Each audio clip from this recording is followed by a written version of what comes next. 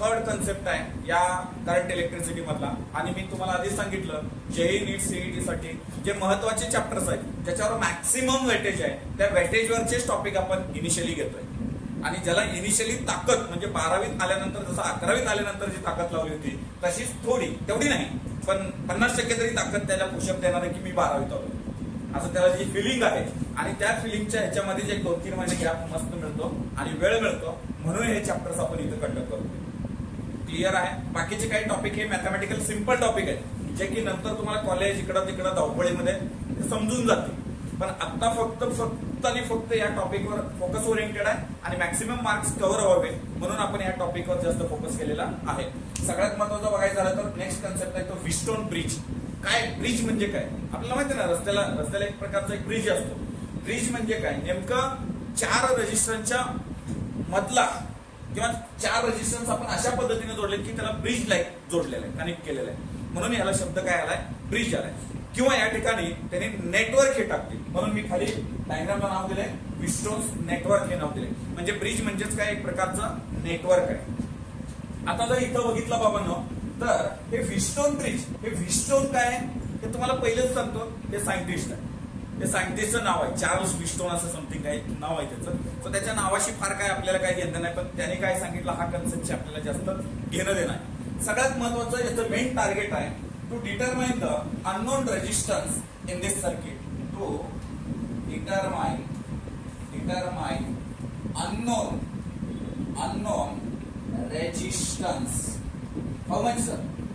Few 100 ohm to few milli 100 ohm किंवा hundreds of milli ohm.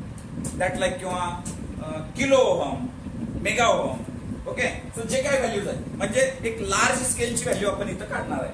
कोणाची, unknown resistance. कुठं, या ब्रिज मध्ये कुठलाही एक अननोन रेजिस्टन्स असणार आहे आणि त्याची जी व्हॅल्यू आहे ती व्हॅल्यू काढण्यासाठी हे वापरणार आहे. हा कन्सेप्ट हा जे आणि नीट वाल्याला फार आवडतो.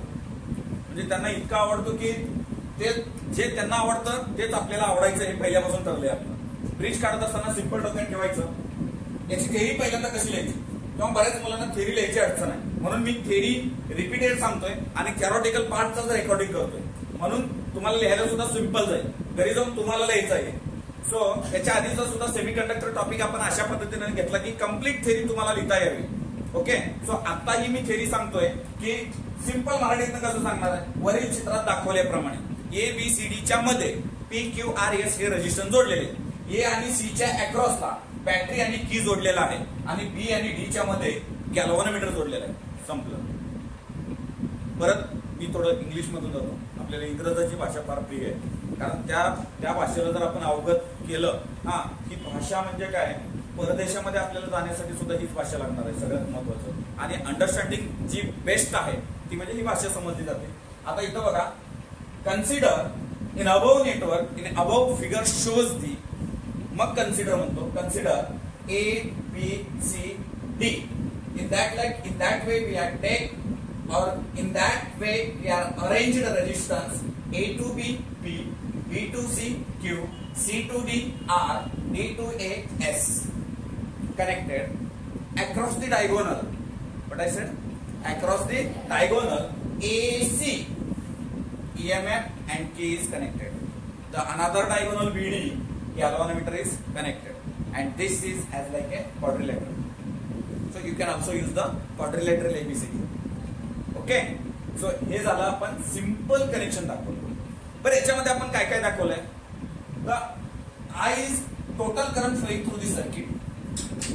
Again I1 across the P, I2 across the S.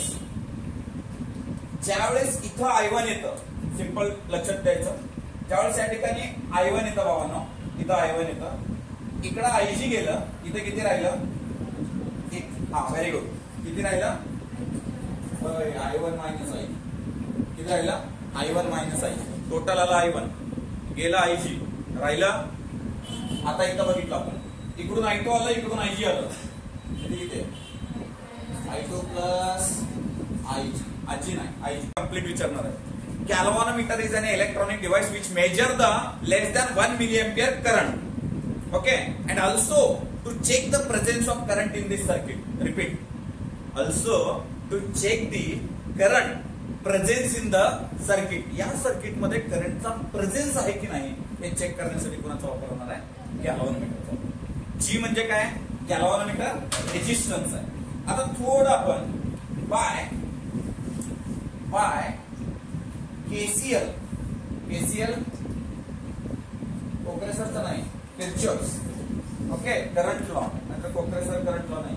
आता इथं जर बघितलं आय हे इथं या पॉइंटला विचार करायचा. या पॉइंटला येणारा जाणारे, येणारा येत राहणार सर, जाणारा जात राहणार. I equal to I1 plus I2 लक्षात ठेवायचं. ओके. आता पुढे जाऊयात आपण. बाय केव्हीएल कुठं वापरणार sir? KVL by KVL loop. मला थोडं त्याच्यामध्ये केव्हीएल वापरायचं आहे आणि लूप घ्यायचा आहे. आता लूप कसं घेणार आहे? इथं आपल्याला काय काढायचं आहे? अननोन रेजिस्टन्स काढायचा आहे. अननोन रेजिस्टन्स काढायचं म्हणजे इक्वेशन त्या पद्धतीने लागणार आहे आपल्याला. मग इक्वेशन कसं लागणार आहे, कसं आपण अप्लाय करायचं आहे? इथे एक लूप घेतो मी. ते जे लूप आहे बाबांनो A B D A सर्वांना माहिती आहे ABD आपण लूप घेतलं. बाकीचं कसं सोडवायचं माहिती आहे तुम्हाला. चलो आपण प्लस मायनस ठरवून घेऊ ना. आधी याला मी लिहिलं प्लस, याला लिहिलं मायनस. मी असंच का लिहिलं रे? करंटच्या डायरेक्शन मध्ये जात असताना पहिला प्लस दुसरा. चलो B to D गेलो, हे प्लस आणि हे मायनस. कारण जी काय आहे? रेजिस्टन्स आहे. कुठं आहे? हे बघा जी गॅल्व्हॅनोमीटर रेजिस्टन्स आहे. म्हणजे जी ला पण आपल्याला घ्यायचं आहे. मग बी आणि डी मध्ये करंट कोणता आहे? आयजीचा. कोणाचा आहे? आयजीचा. ओके. बी आणि डी मध्ये आयजी आहे. डी आणि ए कुठं चालू आहे? नाही सर इकडून जावा.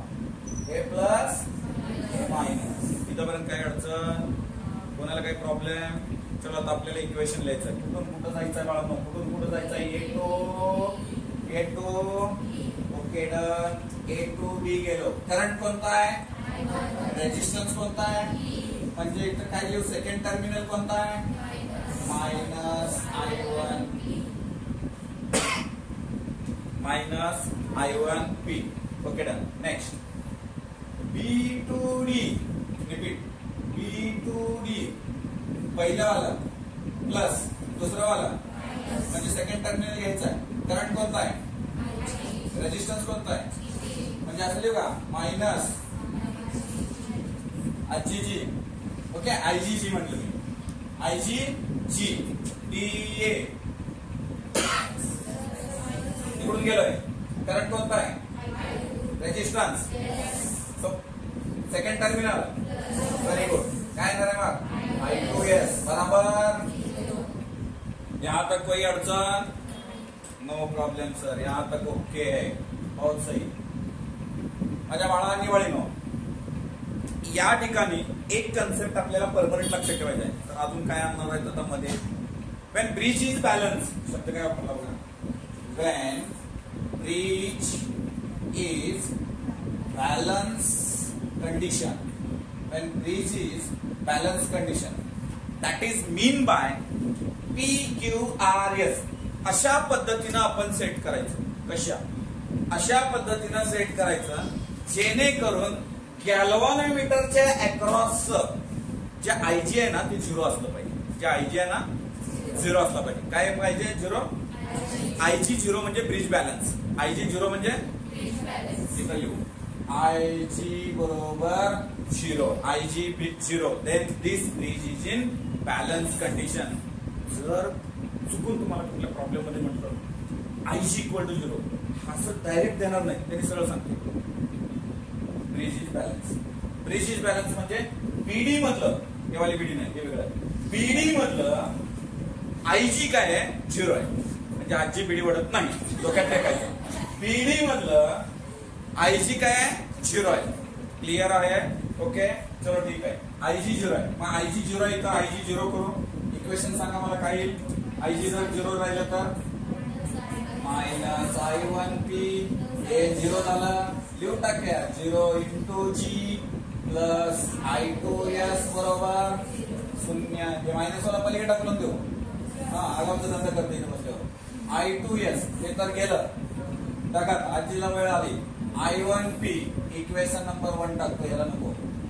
ओके, त्याला मस्तपैकी छानपैकी बॉक्स करू. एक्झामिनर सांगायचं तुझा कविता आहे, उभं नाही तिकडे शोधू नको. या एक्झामिनरला तुम्ही भटकवलं की ते तुमची मार्क भटकवलं, एवढी गॅरंटी सांगतो. कारण की त्याच्या समोर एक तर अशी थप्पी असते आणि त्यात जर घरात चेक करणार असेल तर ते, आणि त्याचा पिळगं जर छोटा असेल ते लई खतरनाक असते ते. हा, त्याचं डोकं खायला लागलं आणि त्याच्यात तुझा पेपर सापडला, वाटोळ झालं. आता इथं आलो, पुढचं स्टेप जातो मी केव्हीएल नाही, एक्सपिरियन्स वरून सांगितलं केव्हीएल. कारण सकाळी 4:30 ते 7 मध्ये मला पेपर चेक करावा लागेल. KVL by KVL. By KVL मध्ये जर आलो, कुठलं तर लूप कुठं आहे, लूप तेव्हा काय हा लूप घेतो. हा पहिलं झालं, हे दुसरं झालं. आता दुसऱ्या लूप मध्ये आपण विचार करू. चलो बी सी डी बी. काही लोकांनी म्हणजे मी असं घेणार आहे, घे बाबा तू असं जेव असं जेव, टार्गेट पुचायचं आहे. त्यामुळे त्याचं काही अडचण नाही आपल्याला. हा, तर आपल्या टार्गेट नुसार जाऊ आपण. B C D B. आता तुम्ही सांगणार आहे, मी ऐकणार आहे, असं नसतंय सर. Okay, B to C. हो, प्लस मायनस द्या की सर आधी. A plus A minus, A plus A minus. इकडं तर दिले आपण. प्लस मायनस कसं द्यायचं आहे, जर 3 दिवस घातले. ओके, सो त्याच्यामुळे तिथं आता वेळ घालवण्यात काय अर्थ नाही. तुम्ही इथं सांगायचं इक्वेशन सांगायचं आहे. बी टू सी मध्ये करंट कोणता आहे, I1 minus IG into Q. पण इथं काय द्यायचं आपल्याला सुरुवातीला, का second terminal. So Q I1 minus IG into Q. CD असं चालू आहे. Plus, very good, plus I2 plus IG into R. I2 plus IG into R. चलो आगे बढ़ेंगे. DB इकडून असं जाऊ, प्लस IGG बरोबर 0. ओके, अभी आपण ठरलं नाही सर, या उन्हाळ्यात काही संधी. तो इकडे बघा, when bridge is balance condition. मी काय म्हणलं, when bridge is balance condition, then bridge is balance condition means IG equal to 0. Very good. Okay, so IG 0 आहे, तर इथं पहिल्यांदा टाकूया आपण त्याला 0. आता 0 म्हणजे त्याला डायरेक्ट काढून टाकलं तर चालेल ना. हा, बरं झालं, नाही तर सरनं कुठं काढून टाकलं. So minus I1 minus 0 into Q plus I2 plus 0 पाहिजे ना, इंटू R प्लस 0 इंटू बरोबर. चलो इथं बघा, minus I1 Q plus I2 R. हा, आगे इक्वल टू. चलो सही आहे, याला पलीकडे पाठव.